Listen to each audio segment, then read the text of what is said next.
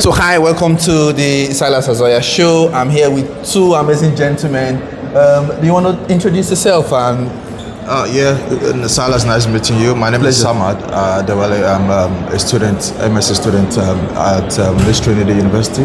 Interesting. MSc FinTech, Yeah. Okay, so you tell us who you are and what you do.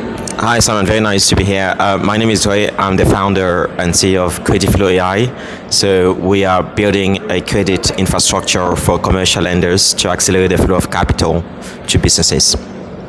Okay, so basically we're just having a chat about distribution when it comes to fintech and what we are building. So if you are building a fintech, why are you building a fintech? So I'll possibly just start with you about what's your background and what is the problem you found out and what are you building? I've got a banking background from back in Nigeria. Mm-hmm. Used to work with one of the big five. And the major development I have at hand is development of a PropTech solution. Okay. And that's to help me help us as a country solve issues of affordable housing. Okay. And also the issues of trust in the payment system structure for housing payments in Nigeria. You find out that in Nigeria, it's basically traditional. The way it is done is you find an agent who wants to get a property for you via a landlord. Basically, most of the transactions might happen over WhatsApp. Okay. So there's no trust element in that process. No transparency. Sometimes no transparency. Sometimes you make payments and you are being told maybe you lost out the property to a highest bidder. Yeah. And sometimes even the payment structure, the way it is structured, it's not state of the art. Yeah. So what I'm trying to do is to inculcate AI and blockchain technology into a robust payment system to now resolve this crisis. The opportunities are there, but unfortunately the governance and policies are not in place in Nigeria. Yes, states like Lagos State are trying to, change the narrative now, especially gravitating towards the models of paying rent monthly, just like we do here in the UK. Yeah. So what I'm trying to build is to now look at that solution and use the Lagos State ecosystem to now test the solution, which I believe it would work. But something very curious about our issue is, just like we were discussing before this conversation started, is the issue of adoption. And it again boils down to the policy frameworks that are in place to help you as a solution provider, get a foothold of the market and protect your business and interests at the same time. Okay.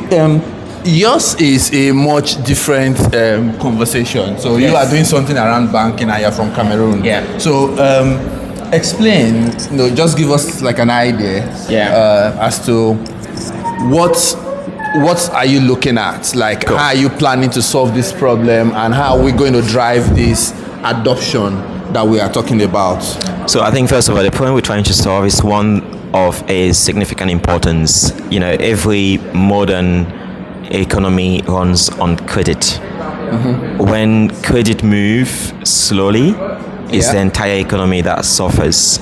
And today, you have businesses that can make transactions instantly. They can send money globally in seconds. Yeah.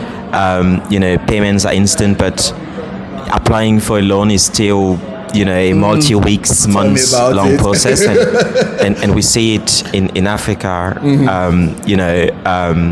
at a more sort of significant level. So this is what we're trying to solve, and one of the major challenge to this is the fragmentation of data, as well as the manual operational process behind every single loan application, and that's what we're trying to automate, to streamline really, and we're building the infrastructure that will automate and remove all these inefficiencies to really accelerate the flow of capital, because we do believe that if we can make credit move fast, businesses can move fast, and if businesses move fast, the economy is going to grow faster. So that's how we're approaching this. That's your play. But so what I want to do is I want to kind of tie it both ways, because both solutions kind of link with each other. More people can get affordable housing, whether here in the UK whether anywhere in Africa, when they have access to capital, right? Which is one of the things we're all about at Super Capital. But then, in all of this, I think the next conversation is how does this tie onto the FinTech North Leeds conference that you're attending today? Yeah, I think this is very good. So, first of all, I'd like to emphasize that the problem we're trying to solve is for businesses mainly, right? Okay. Not consumers. But how does it tie to this event? I think we're here in the north, Leeds, and Leeds, it's one of the sort of largest city when it comes to financial services. You've got a lot of financial service institutions here. Banks have operational divisions here in this city, and in the north, it's an area that has been, neglected. It is growing. It is improving. But I think if we really,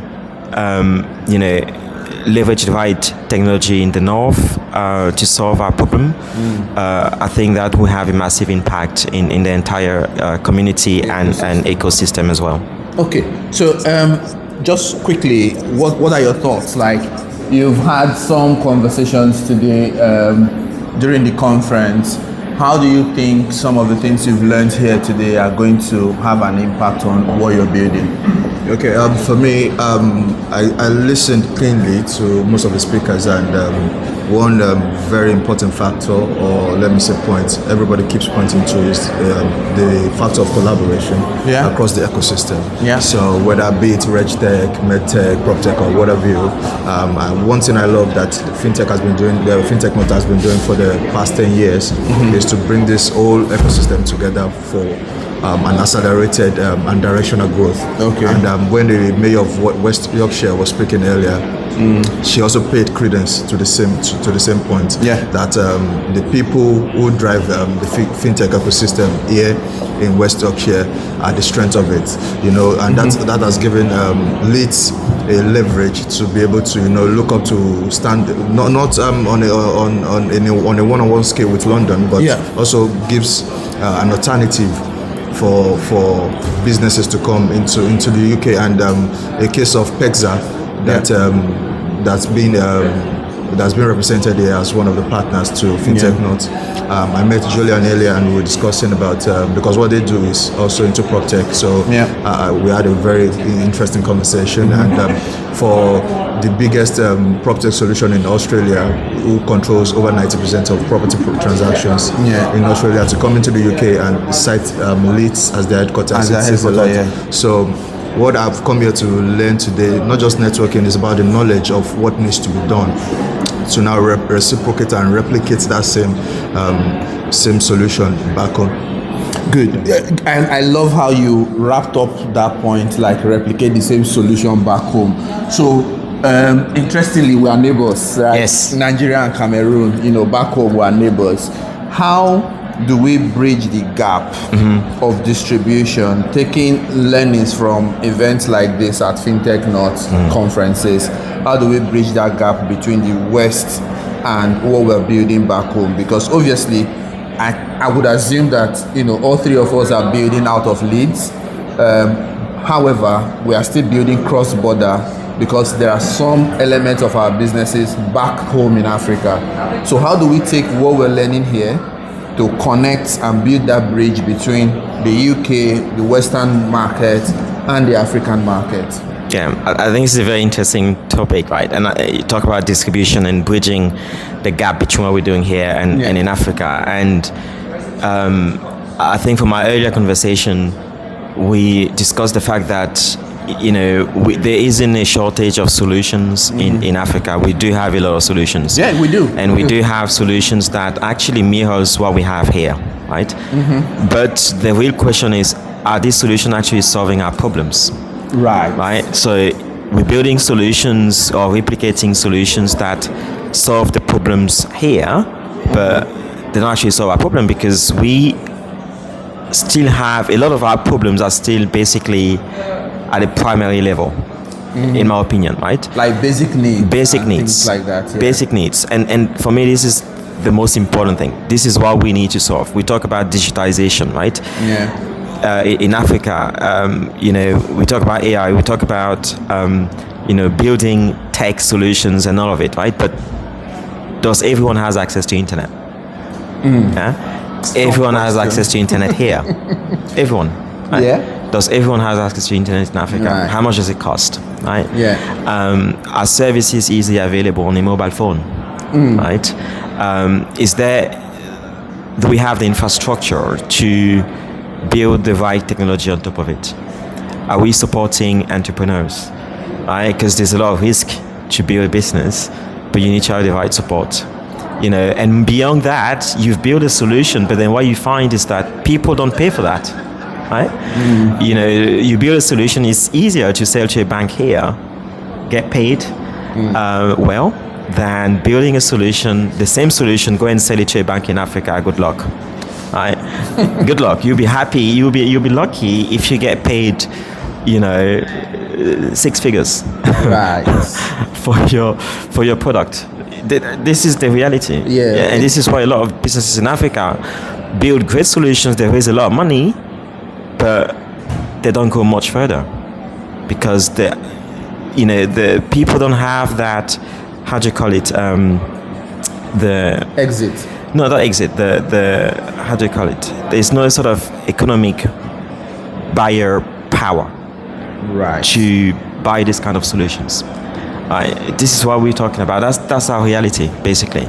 So for me, I think if I were to build a solution in Africa, I would focus on solving the basic needs, our basic needs, looking at infrastructure level, looking at streamlining, the way things are currently being done at the infrastructure level, and solving problems that day-to-day problem that people have, right? Yeah. Instead of focusing on The shiny big thing that solve problem for a specific niche group of people, those that managed to get to a certain level of life, or those that managed to go abroad and to experience the same kind of living abroad. Your solutions will fit for them for sure, but what is the percentage of those type of people? For example, simple question. There's something that's quite popular today, delivery. Yeah. We're building app to deliver food in Africa. Convenience, right? Who is paying for that actually?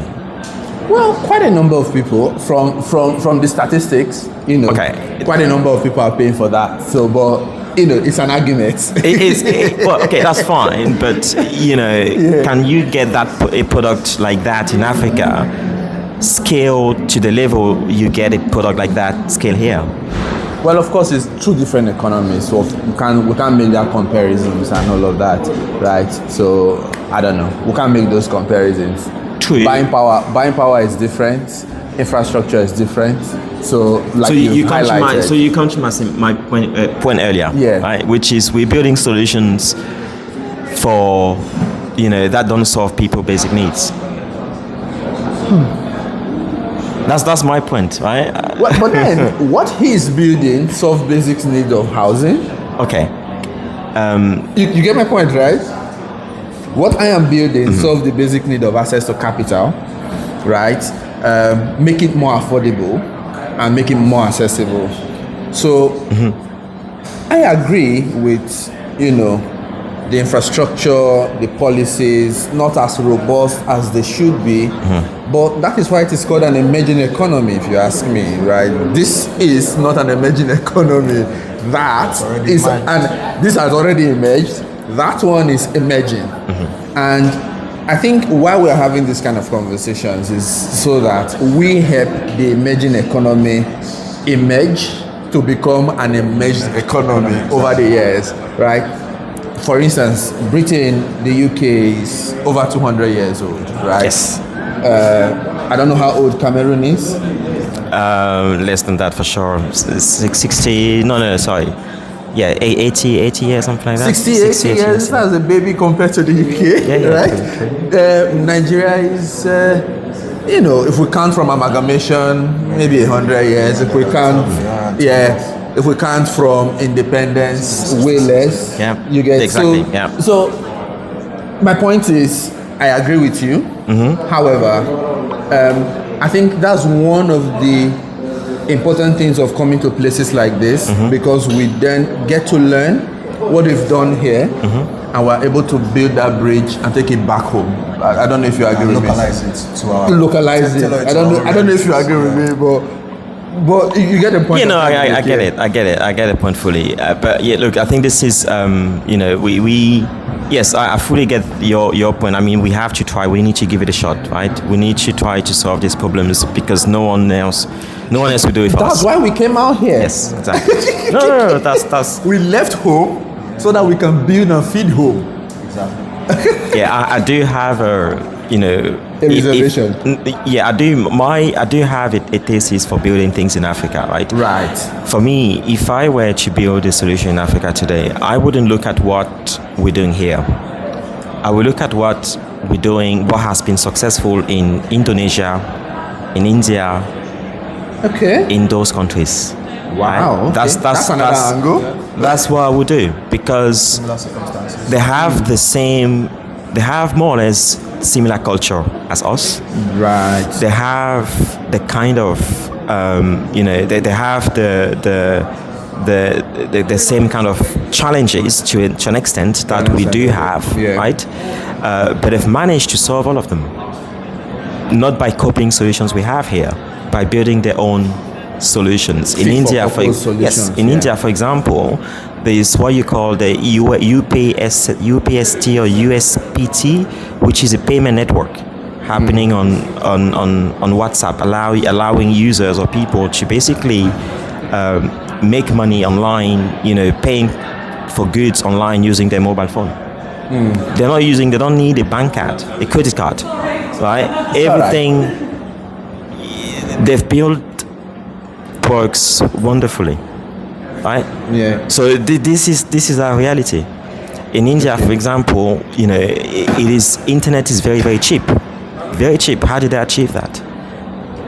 Well, I guess we'll find out. Exactly. So these are the things we need to do. This is what we need to look at. And this, if I were to build, I'll copy what these countries have done. Awesome. It's been an amazing time having a conversation with you. I don't want to keep you for too long, and we don't want to continue to obstruct the flow here. I was really enjoying the conversation. So one last thing, if you were to give one last advice to any builder or any operator that's building for Africa in the diaspora, what would it be? For me, it's about tailoring your solution, just like you said, fit for purpose. Definitely, we have unique challenges, especially across the African continent. Some of our challenges are almost similar, but also some are also very peculiar to each country. True. Because of our diversity. So my advice would be that you look while sourcing for your solution. Look within more. Yes, you need something to balance the bridge across the border, but look inwards more. It was speaking about WhatsApp, and I also in my solution it's integrate WhatsApp APIs into your what solution. the everyday Nigerian can use. Across any demographic, be it 70-year-old, they can easily go to. So it's something I'm also. So I also agree with him that we should look inward to solve our own problems by ourselves. Awesome. So. Same question. What would your own advice be? Anyone that's building from diaspora for Africa, what would it be?